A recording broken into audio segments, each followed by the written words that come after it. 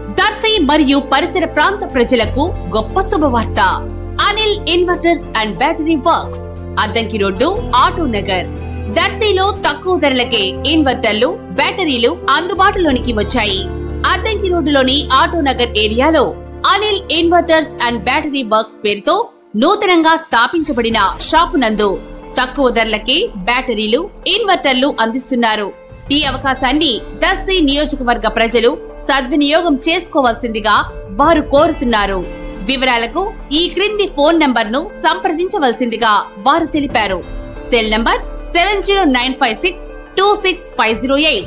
Proprietor Anil Srinu.